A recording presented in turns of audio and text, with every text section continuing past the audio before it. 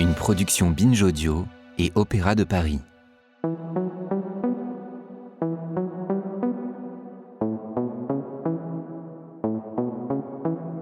Pourquoi on danse ? Alors ça, je pense que c'est particulier. Moi, je sais que je danse pour exister, quelque part. C'est parce qu'on est toujours dans un mouvement, on marque le temps, chaque seconde. On n'est pas dans le passé. C'est-à-dire que le passé, ça reste un socle, ça reste une base, comme un appui qu'on peut avoir en tant que danseur, mais ensuite, on va de l'avant. Donc danser, pour moi, c'est exister, quoi. Tout est danse. Personnellement, chorégraphe, tout ce que je vois, c'est même une coupe de cheveux qui est lancée de par une marche, je vais voir un mouvement de danse. Après, de là, on commence à rentrer pour moi dans la chorégraphie, dans la créativité, dans l'artistique. C'est le rythme, je pense. Le rythme, les nuances et l'énergie qu'on peut avoir autour de ce mouvement.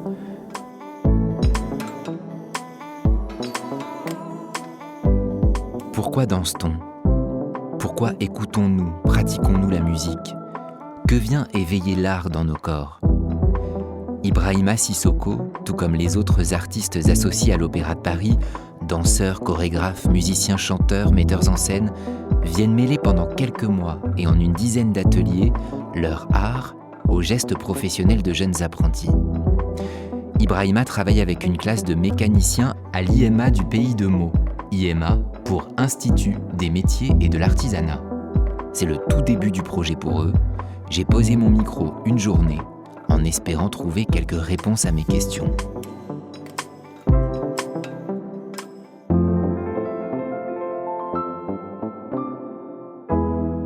Ça résonne en nous. Épisode 2.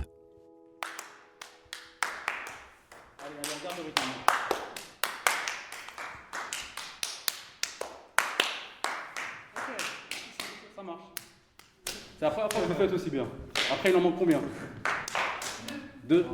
Je suis focus dessus, c'est parce que je considère en ensemble, transparence, que c'est pas que c'est un souci, mais c'est votre marge de progression.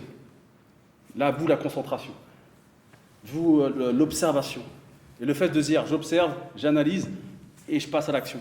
Là, dans ce groupe-là, c'est votre marge de progression. Tout le reste, feeling, investi, il n'y a pas de problème. Mais si vous arrivez à vous concentrer et à comprendre que vous avez un zoom à faire dessus et que vous pouvez faire beaucoup plus, ça va être hyper intéressant pour vous. Qu'est-ce que tu cherches, toi, au fond de toi, à leur donner, à leur transmettre ? Ce que je cherche, c'est qu'ils puissent s'accrocher en fait, à des choses qui sont essentielles pour moi dans la construction d'un jeune, c'est-à-dire avoir confiance en eux, se laisser le temps, avoir beaucoup de patience. Et surtout de se dire qu'il suffit de réussir une fois pour réussir une multitude de fois. Parce que c'est de la transposition, la réussite. C'est-à-dire qu'on peut être dans n'importe quel secteur. Ça crée en nous en fait, une manière de ressentir les choses. Et généralement, quand on arrive à toucher en fait, ces petites brides de réussite, on a juste à les transposer. Et ça, c'est quelque chose qui me tient à cœur et que j'ai envie de leur transmettre. Top. Parfait. C'est ça. Je suis issu moi-même de ça. C'est-à-dire que j'ai commencé la danse à 15 ans. J'étais très introverti, très timide. Et là, moi, aujourd'hui, j'ai 45 ans. Je prends la parole, mais il fut un temps où j'étais incapable de le faire. C'est des énergies et c'est pour ça que je parle beaucoup de rapport au mouvement qui devient après de la danse. Mais à la base, c'est de faire de toutes ces différences un atout. Voilà, c'est important. Bim, et tu tends tes mains. Ça va. On fait tout du début. C'est bon pour vous ? Refais-le. 6, 7, 1, 2, 3, 4, 5, 6, 7, 1, 2, 3, 4, et pas bon. 5, 6, 7, et 1, 2, 3, 4, chante. 5, 6, 7, 8, chante. 1, 2, 3, 4, chante. 1, 2, 3, 4, et chante. Le sens, il a dit. C'est pas dedans.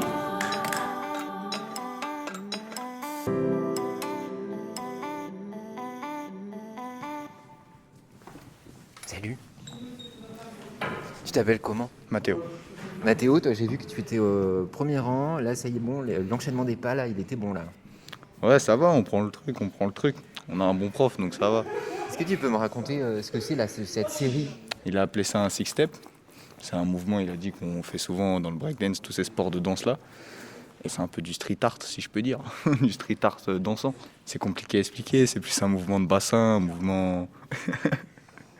c'est un mouvement de bassin, un mouvement musculaire, c'est important d'être bien gainé surtout. Et puis surtout suivre les conseils, et puis on va y arriver, c'est pas compliqué quand on écoute ça. Et ça te plaît de danser? Ouais, c'est cool, entre potes, entre amis, tout ça, c'est marrant, mais après, danser pour tout ça, impressionner les gens et tout, c'est pas trop mon truc. C'est quoi qui t'a donné envie, toi, d'aller en mécanique? Bah, moi, c'est parce que déjà, je suis passionné d'automobile depuis que je suis petit, comme je pense la plupart de mes camarades. Puis aussi, il y a aussi ce côté où on aide les personnes, parce que si un véhicule tombe en panne, on peut pas en racheter un du jour au lendemain. Donc, le réparer, tout ça, je trouve que ça aide. C'est de l'assistance à la personne. Donc voilà, moi, c'est quelque chose qui me touchait vraiment. Et comment ça t'est venu, la passion des voitures? Oh, ça, après, c'est des trucs tout cons quand on est petit, hein. C'est bête à dire, mais regarder des dessins animés, genre Cars, tout ça, on se met à s'y intéresser. Après, on voit nos pères, souvent les parents, enfin les papas surtout, s'intéresser aux belles voitures, c'est normal. On regarde avec lui, on s'y intéresse, puis après, on entend les gros moteurs, on s'intéresse à ce qu'il y a dedans, et après, on tombe dedans. Pour ma part aussi, je fais de la moto, donc de la motocross, et puis du coup, j'étais obligé de la réparer moi-même, donc forcément, on s'y intéresse, et puis après, on tombe dedans, hein, c'est comme ça. C'est une passion comme une autre, hein.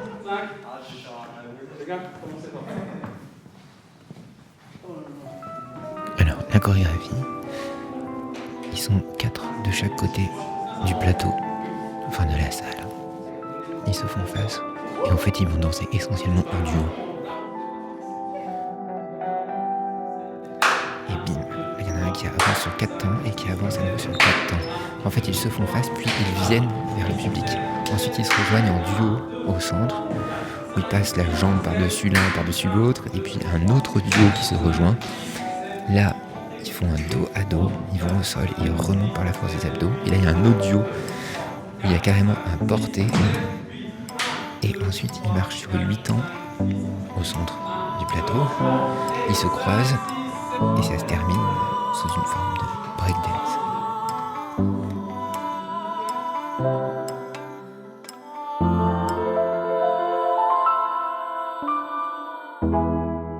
Juste, tu peux me dire à quoi ressemble ce pas? Il ressemble à... Quand ils font du breakdance, quand ils tournent. Comme une toupie, on pourrait dire, mais... Non, il tourne. C'est pas comme une toupie, mais il tourne avec son corps. Je sais pas comment dire. T'avais déjà dansé avant? Non. C'est la première fois? Ouais. Je te laisse te concentrer parce que ça va être à toi. Comment tu t'appelles? Casé. Tu l'as ou pas déjà? Montre-moi.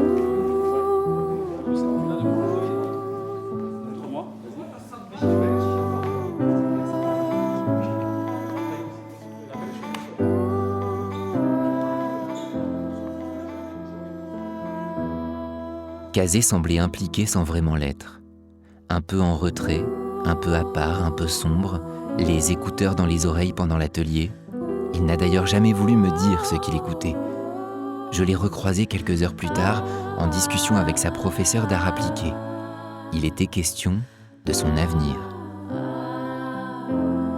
Ça a l'air compliqué, ce que tu as envie de faire, non?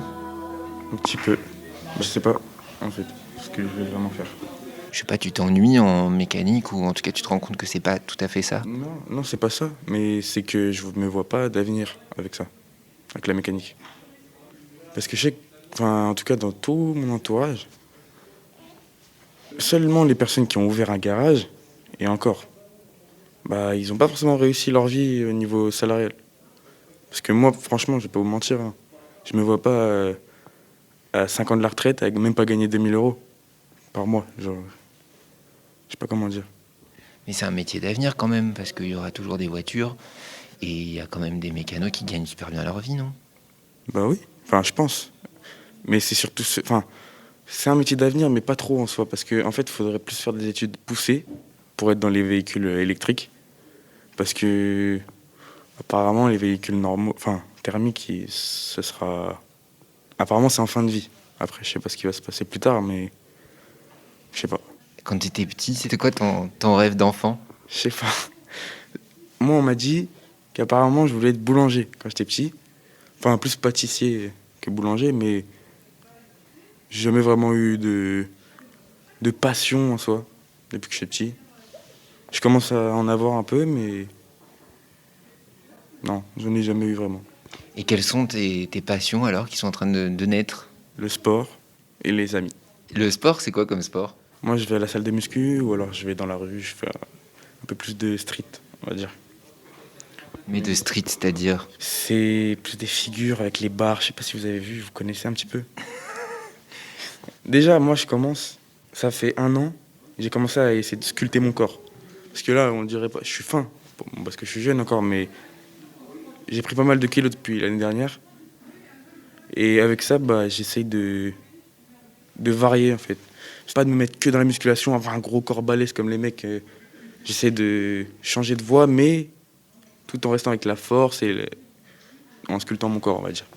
Pourquoi tu as eu cette envie, cette découverte, entre guillemets, de ton corps? Qu'est-ce qui s'est passé? Je complexais.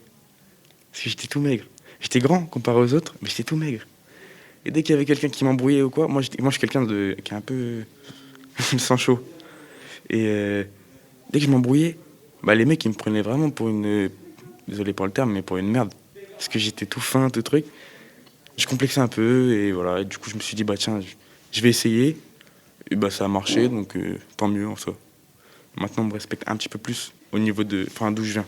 Mais tu crois qu'on te respecte plus parce que tu as pris des muscles? Non, Ou est-ce que j'ai de la masse. Déjà, tout simplement parce que j'ai pris des muscles, ça se voit pas que je suis dessiné et tout à travers les habits, mais déjà parce que j'ai un peu plus de corpulence, on va dire, que les mecs de mon âge. Ça c'est vrai pour le coup. Mais c'est plus dans ma ville, parce que les mecs là ici, ils ont pas tous mon âge. Parce que moi je suis l'un des plus jeunes ici. T'as quel âge? J'ai 16 ans. Ah ouais. Là je vais sur mes 17, mais pas tout de suite. Mais est-ce que c'est pas finalement, d'accord, t'as pris du muscle et de la masse, mais est-ce que c'est pas aussi parce que t'as pris de la confiance? Voilà, c'est ça. Et ça m'a fait prendre confiance en moi. C'est ça que je voulais vous dire.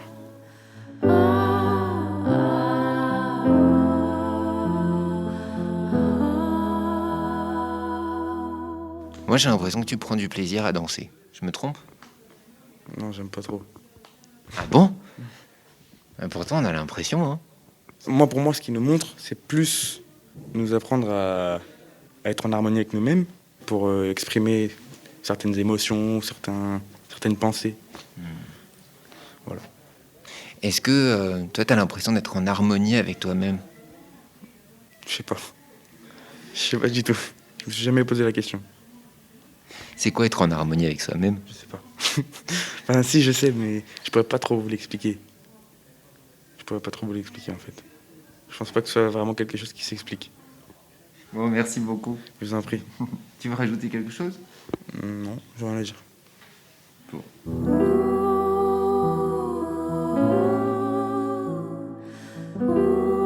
L'harmonie en musique, c'est ce qui nous semble agréable à l'oreille. C'est aussi la construction verticale, l'empilement de plusieurs sons qui constituent l'épaisseur d'une œuvre musicale. Peut-être Kazé et ses collègues ne s'en rendent-ils pas encore compte, mais à observer ces ateliers, à interviewer ces jeunes, je suis intimement convaincu que les pratiques artistiques les aident, nous aident, à trouver l'harmonie, à voir le monde plus beau, et participent avec force à notre construction.